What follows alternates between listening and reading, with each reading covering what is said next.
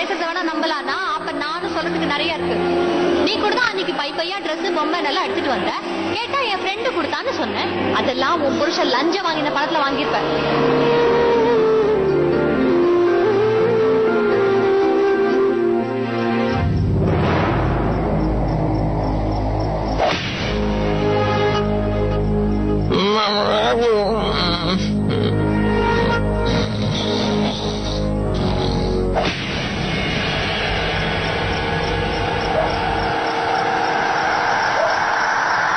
தம்பி, நீ எப்பவுமே நல்ல புள்ளன்னு பேர் எடுக்கணும். தப்பான வழியில போகவே கூடாது. அப்படி போனா அவங்க குடும்பத்தோட பேரு கெட்டு போயிடுமோ. தப்பி தவறி உங்க அப்பா மாதிரி எந்த விஷயத்தையும் பண்ணிடாத. புருஷன் பண்ண தப்புனால இன்னைக்கு என் பையனை எழுந்துச்சு நிக்கிறேன்டி. ஒருவேளை அந்த சம்பவத்தினால அவன் இறந்து போகாம இருந்திருந்தானா நானே என் கையால அவன் கழுத்தை நெரிச்சிருப்பேன். என் சாபம் உங்க யாரையும் சும்மா விடாது.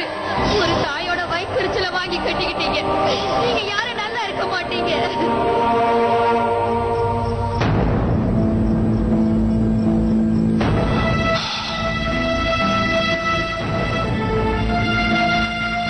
வெளி உலகத்துக்கு அமர் தான் இந்த ஸ்கேம்ல இன்வால்வ் ஆன மாதிரி காட்டிட்டு அந்த தீனா இதுல இருந்து தப்பிச்சிட்டாரு. இந்த டிராமாவை நடத்தினதே அந்த தீனா தான். ஆனா இந்த பேப்பர்ஸ் ஆதாரங்கள் எல்லாமே அமருக்கு எதிரா இருக்கு. இதுல எதை நம்புறது?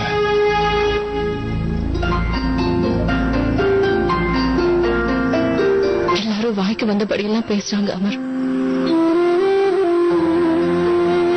நான் ஏன் தோல்வியை ஏத்துக்க மாட்டேங்கிறேன்? எவ்வளவோ சொல்லி பார்த்துட்டேன். ஆனா என் மனசு கடைசி வரைக்கும் போராடிக்கிட்டே இருக்கு. நான் பண்றதெல்லாம் சரியா தப்பா? ஒரே ஒரு தடவை நீங்க எனக்கு புரிய வைங்க. உங்க விருப்பம் தான் எனக்கு முக்கியம். மத்த எதுவும் எனக்கு தேவையில்லை. அதுவே எனக்கு பெரிய தைரியத்தை கொடுக்கும் அமர்.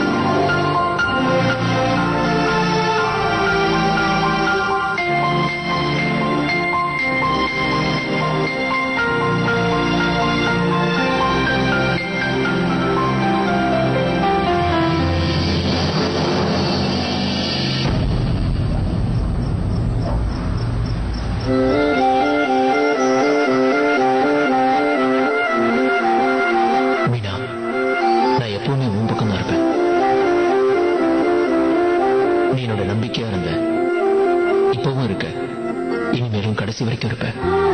இந்த உலகம் என்னை பத்தி என்ன சொன்னாலும் எனக்கு அதை பத்தி கவலை இல்லை. உன்னுடைய பார்வைக்கு நான் நல்லவனா தெரியற வரைக்கும் மற்றவங்களுக்கு என்னை பத்தி நான் புரிய வைக்க வேண்டிய அவசியம் இல்லை.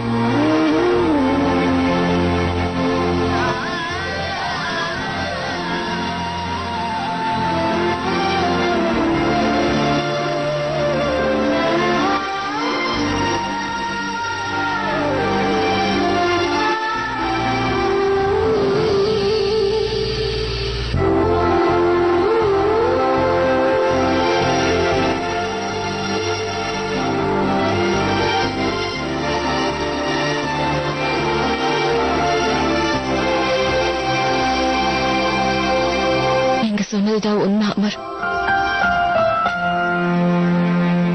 எப்படி என்னால தோல்வியை ஏத்துக்க முடியும்? நான் கண்டிப்பா போராடுவேன். என்னையும் நம்பி உதவி பண்றதுக்கு யாராவது ஒருத்தர் வராமலா போயிடுவாங்க.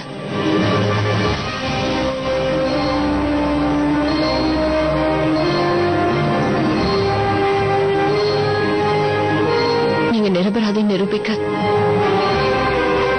அந்த கடவுள் தான் எனக்கு யாரையாவது அனுப்பணும்.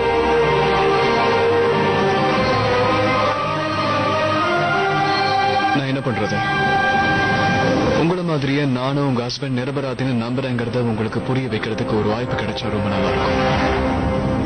ஆனா இப்ப என்கிட்ட இருக்கிற ஆதாரம் எல்லாமே அந்த மகானந்தா பிளைஓவர் ஸ்கேம்ல நடந்த எல்லா பிரச்சனைக்கும் ஊழலுக்கும் ஒரே ஒருத்தர் தான் காரணம்னு அடிச்சு சொல்லுது. அதான் உங்களோட ஹஸ்பண்ட் மிஸ்டர் ராமர். என்னதான் சாட்சியங்கள் ஆதாரங்கள் இருந்தாலும் தனியா அம்மாவுக்கு அவங்க அப்பா மேல இருக்கிற பாசமோ, நீங்க உங்க புருஷன் நேர்மையானவர் தான் வச்சிருக்கிற நம்பிக்கையோ என்ன குழப்பது. இப்ப எந்த பக்கம் போறதுன்னு புரிய மாட்டேங்குது. ஆனா இருக்கிற இந்த 2 சாய்ஸ்ல நான் ஏதோ ஒண்ணு மேல நம்பிக்கை வச்சுதான் ஆகணும்.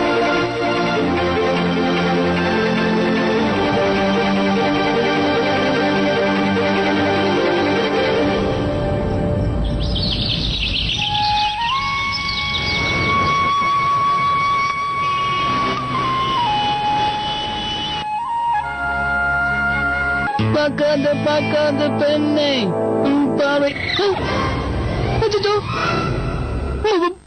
மறுபடியும் பிட்டு பேப்பர் அடிச்சாங்க.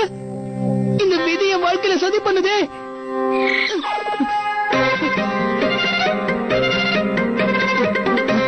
நேத்து நீ தண்ணி அடிச்ச விஷயம் தெரியும். இதுக்கான தண்டனை நீ அனுபவிச்சாகணும். இந்த தடவை நான் என்ன பண்ண போறேனோ, இன்னைக்கு நீ நாள் பூரா எல்லார்கிட்டயும் சைனீஸ்ல பேசணும். இல்லன்னு வையே, எல்லா உண்மையும் நான் வீட்டுல இருக்கிறவங்க கிட்ட சொல்லுவேன். சைனீஸா? சைனீஸ் நூடுல்ஸ் சாப்பிடறதோட சரி, இதுல பேசலாம் தெரியாது. வந்துட்டு இருங்க.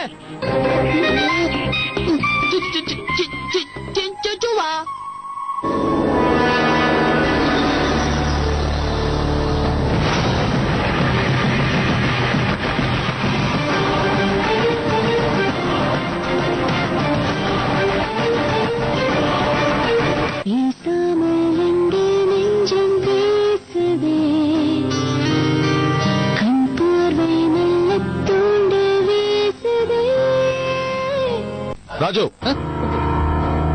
என்னடா இதெல்லாம்? அத்தையோட பர்ஸ்ல இருந்தும் சித்தியோட பர்ஸ்ல இருந்தும் பணத்தை திருடினியா?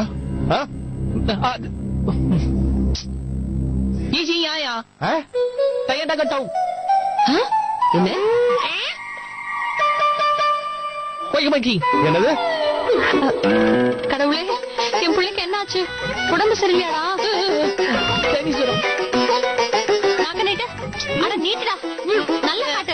டேய், உனக்கு என்ன பைத்தியமா? நான் ஒண்ணு கேட்டுக்கிட்டு இருக்கேன், நீ பாட்டு ஏதோ உளறிக்கிட்டே இருக்க. என்ன நீ என்ன கேள்வி கேக்குறது, நான் என்ன பதில் சொல்றதுன்னு தான் இந்த மாதிரி திமிரா பேசுறான். நீ அடங்க மாட்ட.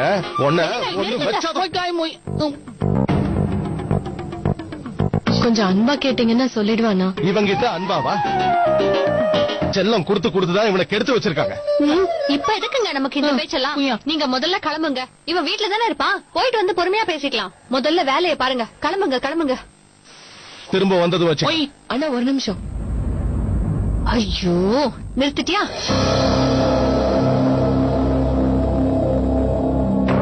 வெளியே கிளம்பும் போது கூப்பிடக்கூடாதுன்னு உனக்கு யாரும் சொல்லி கொடுக்கலையா? எவ்வளவு பெரிய அபசகுணம் தெரியுமா? எப்படியும் இன்னைக்கு வேலை கிடைக்க போறது இல்ல. அண்ணா பிளீஸ் ஒரே ஒரு நிமிஷம் இல்லைங்க. என்ன இவ? நான் சொல்ல மறுபடியும் அதையே பண்றா.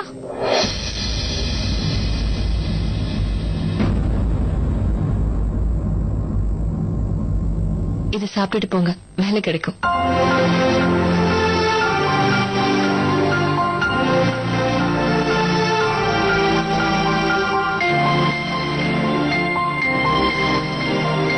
போயிட்டு வரேன்.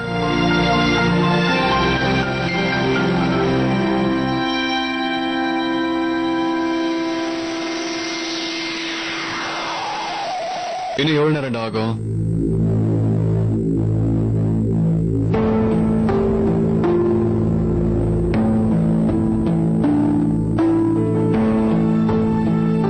ஏதாவது தெரிஞ்சுதா சார்? சிமெண்டோட மிக்ஸ் எல்லாம் கரெக்டா தான் இருக்கு. இத வச்சு பார்த்தா தீனநாத் பில்டர்ஸோட மெட்டீரியல்ஸ் எல்லாமே மட்டமானதுன்னு சொல்லவே மாட்டாங்க. நல்லாதான் இருக்கு. என்ன சார் சொல்றீங்க? அது இருக்கட்டும், அந்த மகானந்தா பிளைஓவரோட சாம்பிள்? அதோட சாம்பிளும் நான் செக் பண்ணிட்டேன்.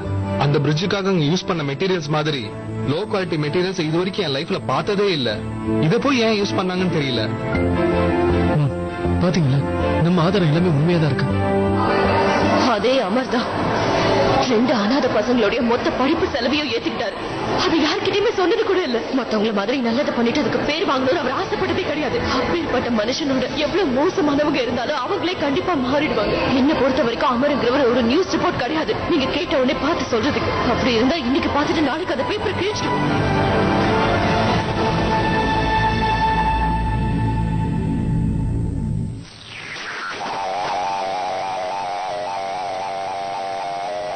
எந்த ஆபீஸ்லயும் எனக்காக எந்த வேலையும் காலி இல்ல.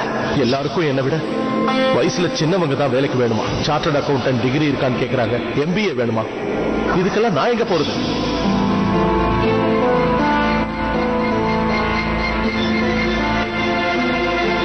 ராஜு அண்ணா இவங்க பர்ஸ்ல இருந்து பணத்தை திருடியிருக்காரு. ஆனா கரெக்டா அந்த நேரத்துல நாங்க உள்ள வந்துட்டோம். இனிமே சொல்லித்தரானே, ராஜு கிட்ட இந்த மாதிரி அவ பேசினது தப்புதான். ஆனா ராஜுவே ஒரு வார்த்தை கேளுங்க. எதுக்காக ராஜு அவங்க பர்ஸ்ல இருந்து இப்படி பணத்தை எடுக்கணும்? ஸ்கூல்ல லஞ்ச் சாப்பிட்டியா? ஃபுல்லா சாப்பிட்டேன். தங்க குட்டி, நீ டெய்லி இப்படி சாப்பிட்டுட்டா அம்மாக்கு சாப்பிடாமலே வயிறு ரொம்பிடும். இப்ப எனக்கு மறுபடியும் பசிக்குது, என்ன செய்யலாம்? சரி வா போய் சாப்பிடலாம். வணக்கம் பாட்டிமா. வாடி செல்லம் வாடி. ஹலோ ஹாய் பாட்டி. ஏ அத்து, எனக்கு பிடிச்ச கார்ட்டூன். மம்மி சாப்பாடு எடுத்துட்டு வாங்க, எனக்கு ரொம்ப பசிக்குது. எடுத்துட்டு வந்துட்டேன். இன்னைக்கு ஸ்கூல்ல என்ன சொல்லி கொடுத்தாங்க? இன்னைக்கு நிறைய போயம் சொல்லி கொடுத்தாங்க.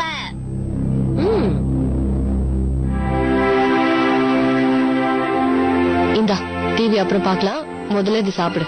வாவ், இது என்னோட ஃபேவரட் ஆச்சே.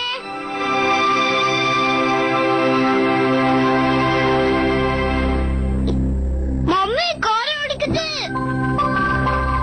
என்னாச்சுடா? காரம். மீனா போய் தண்ணி எடுத்துட்டு வா. ஐயோ காரமா இருக்கு. இருடா, தண்ணி கொண்டு வந்துட்டேன்.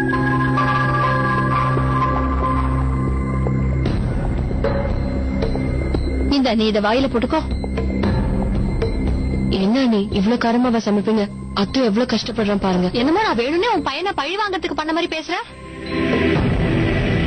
நான் அப்படிலாம் சொல்லல. ஏன் காரம் பாரு மீனா, உன் பசங்க மேல அவ்வளவு அக்கறை இருந்ததுன்னா உனக்கும் உன் பசங்களுக்கும் நீயே தனியா சமைச்சுக்கோ. தேவையில்லாம மத்த கோவத்தெல்லாம் இந்த விஷயத்துல சம்மந்தப்படுத்தாதீங்க. நான் எப்ப அப்படி நீ சொன்னேன்? சொல்லலைனாலும் எனக்கு புரியும். உன் மனசுல என்ன வச்சுக்கிட்டு இப்படி பேசுறேன்னு எனக்கு தெரியாதா? என் மேல பழி சொல்றதுக்காக தான் 24 மணி நேரமும் காத்துக்கிட்டு இருக்க. உன் பையன் என்ன எனக்கு எதிரியா? வேணும்னே அவனுக்காக மட்டும் காரத்தை நிறைய போட்டு கொடுத்துட்டேனா என்ன? போது நிறுத்து. சின்னதா ஒரு மன்னிப்பு கேட்ட பிரச்சனைக்கு ஒரு முடிவு வந்துடும். மன்னிப்பா? எது கேட்கணும்? ரேணு சொல்றது சரிதான். நீ பேசின முறை ரொம்ப தப்பு. எல்லா விதத்திலயும் அவன் உன்னை விட பெரியவ. வயசுல மட்டும் இல்ல, உறவுலயும் தான். நீங்க சொல்ற மாதிரி அண்ணி பெரியவங்க தான். இவங்க கிட்ட மன்னிப்பு கேட்கறதுனால நான் ஒன்னும் குறைஞ்சிட்டு போறது இல்ல. ஆனா மன்னிப்பு கேட்கறதுக்கு ஏதாவது ஒரு காரணம் இருக்கணும்ல. நானும் பாக்குறேன், எல்லா விஷயத்திலயும் நானே தான் மன்னிப்பு கேட்கணுமா?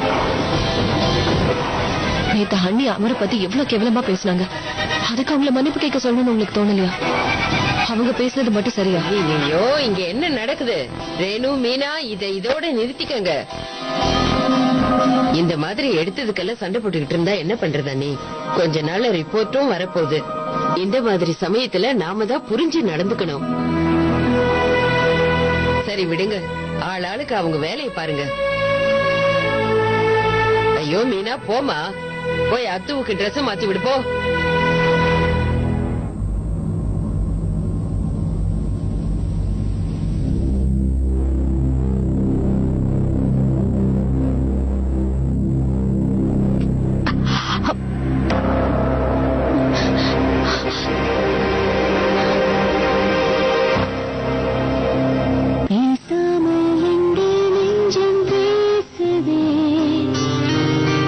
கண் பார்வை நல்ல தூண்டு வீச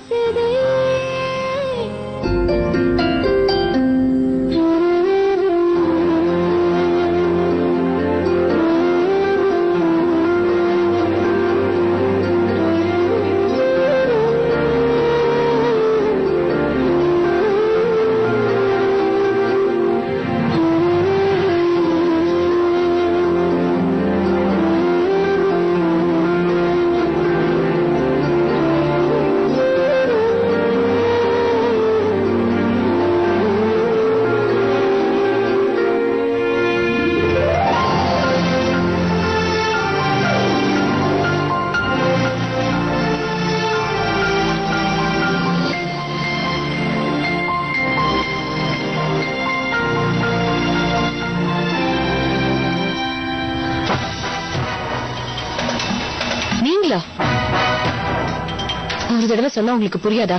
நான் அமரை பத்தி யார்கிட்டயும் எதுவும் பேச தயாரா இல்ல. ஏன் இப்படி அடிக்கடி தொல்லை பண்றீங்க?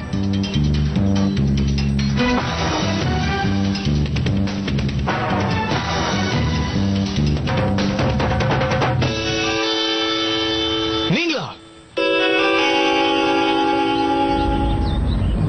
ஒரு நாள் என் டாடி என்கிட்ட பட்டர்ஃபிளைஸ் பத்தி சொல்லிட்டு இருந்தாரு.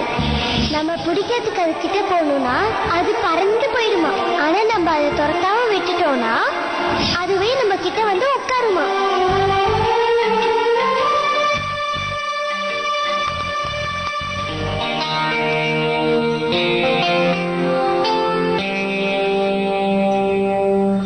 இது நான் கோஇன்சிடென்ஸ் சொல்றதா இல்ல பேட் லக்னு சொல்றதான்னு தெரியல. ஏதாவது ஒரு ஏடகுடமான டைம்ல தான் உங்களை சந்திக்கிற மாதிரி ஆயிடுது. ஆனா கண்டிப்பா நான் ஏடகுடமானவன் இல்ல. என்ன பண்றது, ஜேர்னலிஸ்ட் இல்ல. ஒரு விஷயத்தை பிரிண்ட்ல ஏத்துறதுக்கு முன்னாடி அது உண்மையா பொய்யான்னு தெளிவா தெரிஞ்சுக்கிறது என்னோட பழக்கம் ஆயிடுச்சு.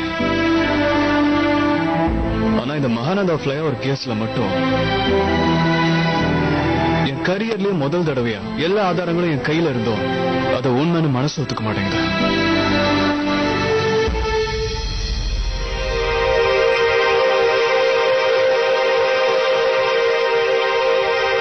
வாழ்க்கையில அமர் எப்பவுமே பணத்துக்கு முக்கியத்துவம் கொடுத்ததில்ல. எங்களுக்குன்னு இருந்த சின்ன சின்ன விஷயங்கள்லயே நாங்க ரொம்ப சந்தோஷப்பட்டுப்போம். அத்துக்கு சைக்கிள் ஓட்ட சொல்லி தருது, நன்னியாவை பார்க்க கூட்டிட்டு வருது. அதே மாதிரி தினமும் காலையில என் கூட சேர்ந்து டீ குடிக்கிறது. ஆபீஸ் டென்ஷன் எதையுமே அவர் எப்பவும் வீட்டுல காட்டினதில்ல. ஆனா இந்த இன்சிடென்ட்க்கு ஒரு மாசத்துக்கு முன்னாடி அமர் ரொம்ப டென்ஸ்டா இருந்தாரு. முதல் தடவையா அமரை நான் அந்த மாதிரி பார்த்தேன். ஆனா நான் அவர்கிட்ட எதுவுமே கேட்டுக்கல. சாதாரணமா அவர் வேலை விஷயத்தை பத்தி எதுவுமே நான் அவர்கிட்ட பேச மாட்டேன். அப்படி ஏதாவது முக்கியமான விஷயமா இருந்தா அவரே என்கிட்ட சொல்லுவாரு. ஆனா அப்ப அவர் இருந்த நிலைமைய பார்த்து ஏதோ தப்பு நடக்கிற மாதிரி தெரிஞ்சது.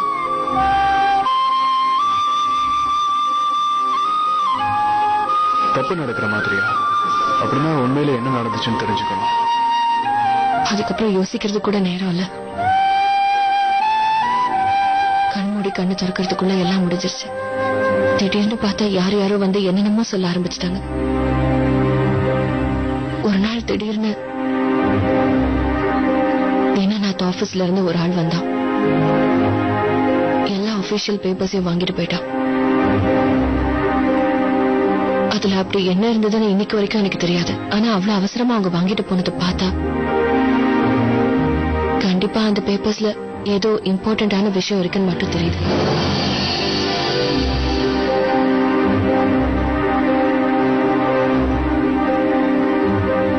கண்டிப்பா அந்த பேப்பர்ஸ்க்கு இந்த கேஸுக்கு சம்பந்தம் இருக்கும்.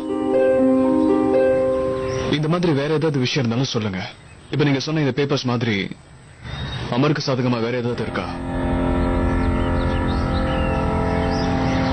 அமர் நிரபராதிங்கிற நம்பிக்கை இருக்கு. வேணுமா?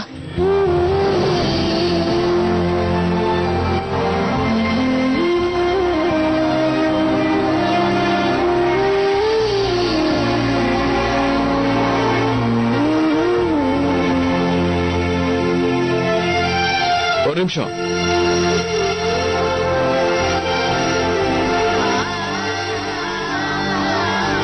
உங்களோட இந்த தைரியத்துக்கு